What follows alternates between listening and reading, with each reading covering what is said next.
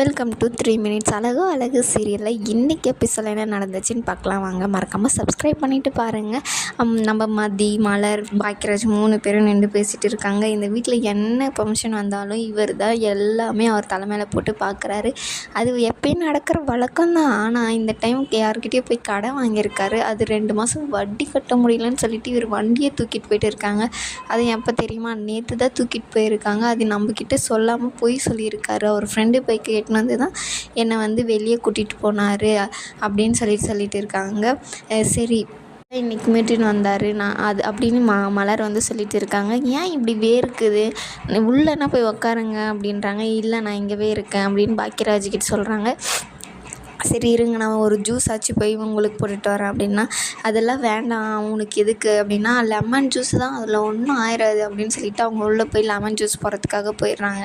பாக்கியராஜ் வந்து சொல்கிறாரு, அந்த காசு இல்லை என்கிட்ட இல்லைன்னு சொல்லிட்டு நான் இருந்தேம்மா. ஆனால் மலர் வந்து நான் தான் அவர்கிட்ட கொடுத்துருந்தேன், எப்பயுமே கொடுப்பேன், ஆனால் நானே அதை வாங்கிப்பேன், இதே மாதிரி தான் போயிட்டு இருக்குது அப்படின்னு சொல்லுவாங்க. சொல்லி தான் அவளுக்கு மிக்சியை அவளுக்கு ஒரு கிஃப்டாக இல்லைன்னு நான் நினைக்கிறேன். அவளுக்கு என்ன பிடிக்குதுன்னு கேட்டு கண்டிப்பாக அவளுக்கு ஒரு மிக்சி நான் வாங்கி கொடுப்பேன் அப்படின்றாங்க. கரெக்டாக ஜூஸ் எடுத்து நான் வந்தவொடனே பார்த்திங்கன்னா, இந்தாங்க அப்படின்னு சொல்லிட்டு பாக்கியராஜ் கிட்ட கொடுக்குறாங்க. மலர் மதிக்கிட்ட வந்து இந்தா குடி அப்படின்றாங்க. உங்களுக்கு எங்கே இரு, நான் போய் ஒரு கிளாஸில் ஊற்றி எடுத்துகிட்டு வரேன்னு சொல்லிட்டு மதி உள்ளே போயிடுறாங்க. பாக்கியராஜ் இருந்துக்கிட்டு மலர்கிட்ட சாரி, நான் உனக்கு எப்படியாச்சும் அந்த காசை மறுபடியும் கொடுத்துட்றேன் அப்படின்றாங்க.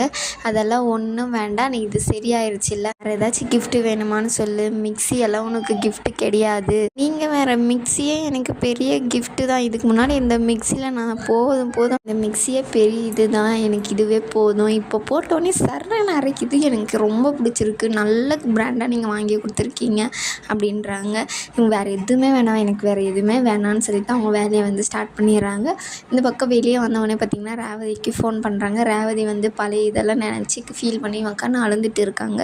பார்த்திங்கன்னா அவங்க அண்ணனும் ஃபோன் பண்ணும்போது சொல்லுண்ணே என்ன ஆச்சு அப்படின்றாங்க. இவனுக்கு எதுவும் பிரச்சனை இல்லைல்ல நான் போன பின்னாடி அப்படின்னா, எனக்கு ஒரு பிரச்சனையும் இல்லைன்னா நான் வந்து உள்ளே கம்முன்னு அவருக்கு பாட்டு போய் படுத்துட்டாரு, நான் வந்து தூங்கிட்டேன் அப்படின்றாங்க. அதுக்கப்புறம் உன்னை எதனா அடித்தாரா அந்த மாதிரி கேட்குறாங்க.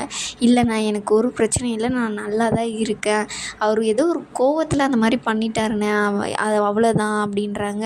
நீ வேணால் நம்ம வீட்டுக்கே வந்துடு ரேவதி, நான் உன்னை பார்த்துக்கிறேன் அப்படின்ற, அதெல்லாம் நடக்கிற காரியம் இல்லைண்ணே, வேணாண்ணே அப்படின்றாங்க.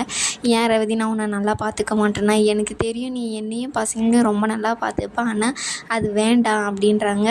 சரி வீட்டில் இருக்கும்போது நீ எப்படி இருந்த, பிரின்சஸ் மாதிரி இருந்தியே, நீ படித்ததுக்கும் உங்கள் குணத்துக்கும் நல்ல மாப்பிள்ளையாக இருந்து 2 வருஷம் கழிச்சு கூட உனக்கு கல்யாணம் பண்ணி வச்சுருக்கலாம், அதுக்குள்ளே அவசரப்பட்டு இப்படி ஒரு மாப்பிள்ளைக்கு போய் கல்யாணம் பண்ணி வச்சிட்டாங்களே அப்படின்னு சொல்லிட்டு ரொம்ப ஃபீல் பண்ணி 2 பேருமே பேசி அழுந்துட்டு இருக்காங்க.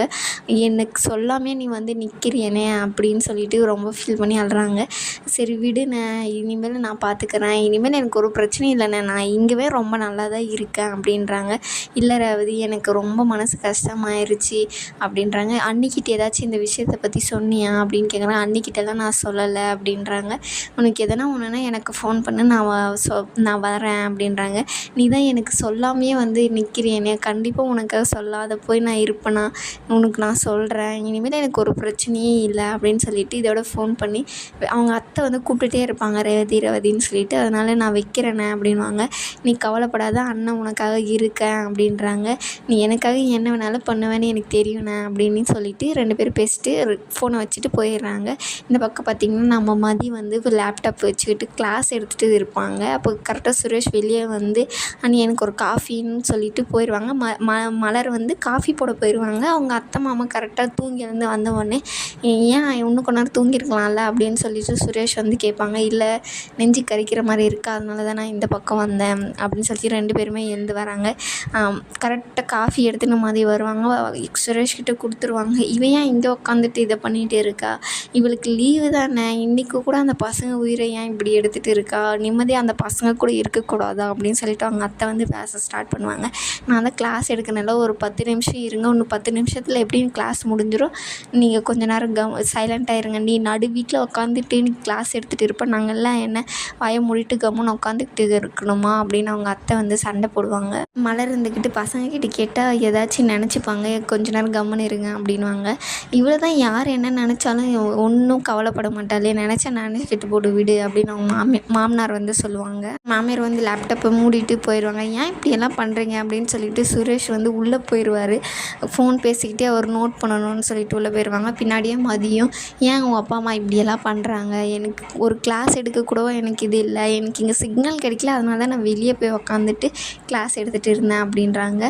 உள்ளேயே உக்காந்து எடுத்துருக்கலாம்ல, எதுக்கு நீயே தான் பிரச்சனையை உருவாக்குற அப்படின்னு சொல்லிட்டு நானாக தான் எதை கேட்டாலும் என்கிட்ட சண்டைக்கு வராங்க, நீங்களாச்சும் ஏதாச்சும் கேட்கலாம்ல அப்படின்னு சொல்லிட்டு மதி வந்து சுரேஷ் கிட்டே கேட்குறாங்க. நான் என்ன உனக்காக சப்போர்ட் பண்ண அதை விட்டுட்டேன், நீ ஜாகிங் போகணுன்னு சொன்னேன், அதுக்காக வீட்டில் பர்மிஷன் வாங்கி கொடுத்தேன், நீ கேட்காமையே வேலைக்கு போகணுன்னு சொன்னேன், அதையும் அவங்க இது பண்ணிட்டாங்க, இப்போ உள்ளே உட்காந்தாச்சும் நீ இதை பண்ணலாம் இல்லை அப்படின்னு சொல்லிட்டு கேட்குறாங்க. நான் என்ன சொன்னாலும் உங்கள் ஃபேமிலிக்கே புரியாது அப்படின்னு சொல்லிட்டு மதி வந்து பேசிகிட்டே இருக்காங்க. சுரேஷ் கிளம்பி போயிடுறாங்க. அதுக்கப்புறம் நம்ம மலரும் பாக்கியராஜும் வந்து ஃபோன் பண்ணி மெசேஜ் பண்ணுவாங்க, இந்த மாதிரி சாப்பாடு ரொம்ப நல்லா இருக்குது அப்படின்னு சொல்லிட்டு. அதுக்கு மலர் இருந்துக்கிட்டு எனக்கு தெரியும் உங்களுக்கு பிடிக்கும்னு சொல்லிட்டு தான் நான் இந்த சாப்பாட்டை செஞ்சு அமிச்சேன் அப்படின்றாங்க. இதோட இந்த எபிசோடு வந்து முடியுது.